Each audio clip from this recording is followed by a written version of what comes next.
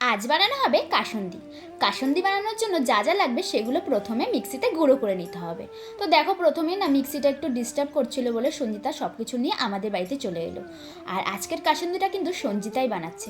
তো আমার মা দেখো গুঁড়ো করে দিচ্ছে, আর এখানে প্রথমে সর্ষেটা গুঁড়ো করছে, দেন লাগবে গোলমরিচ আর লবঙ্গ, এই দুটোকেও আলাদা করে পেস্ট করতে হবে। তারপরে যেহেতু কিছুদিন আগে আমের সিজন ছিল, তো তাই জন্য আম দিয়েই কিন্তু আজকের কাসুন্দিটা বানানো হচ্ছে।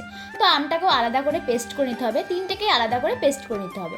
তো তারপর দেখো আমরা বাড়িতে চলে এলাম, আর চলে এসে প্রথমে জল গরম করতে বসিয়ে দেওয়া হলো, এবং সেই গরম জলের মধ্যে সামান্য পরিমাণ লবণ দিয়ে দিতে হবে।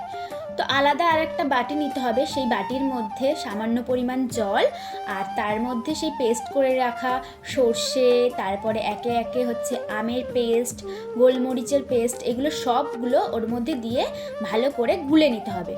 খুব ভালো করে গুলতে হবে যাতে একটার সাথে আর একটা মিক্সড হয়ে যায় খুব ভালোভাবেই, যেহেতু এটা হাতে বানানো হচ্ছে। দেখো, মিক্সড করার জন্য আমরা একটা হাতা নিয়ে নিয়েছিলাম, আর সেটা দিয়ে ভালো করে মিক্সড করছিলাম। আর এই দেখো, আমটাও দিয়ে দিয়েছি, আর এটা দিয়েও ভালো করে মিক্সড করতে হবে।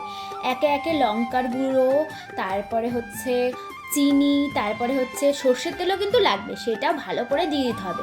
আর সেই গরম জলটা, এই দেখো কত সুন্দর করে গোলা হচ্ছে, তখনও কিন্তু কালারটা আসেনি। আবার হলুদও দিয়ে দিতে হবে, মানে বলতে ভুলে গেছি। তো দেখো, এখনও কিন্তু কালারটা আসেনি। তারপরে যেই সর্ষের তেলটা দেয়া হলো, আর অমনি কালারটা চলে এলো। তারপর আর কি, বোতলে রেখে সেইটা রোদ্রে শুকোতে দিলে হয়ে যাবে কাসুন্দি। আর এটা কিন্তু খুব টেস্ট হয়, দোকানের তৈরি কাসুন্দির থেকেও কিন্তু অনেক সুন্দর হয়। তো দেখো, আমাদের কাসুন্দি তৈরি হয়ে গেছে। আর আজকের রেসিপিটা কেমন লাগলো জানাতে কিন্তু একদম ভুলো না। তোমরা কিন্তু বাড়িতে অবশ্যই ট্রাই করো, আর তোমাদেরও কিন্তু অনেক অনেক ভালো লাগবে।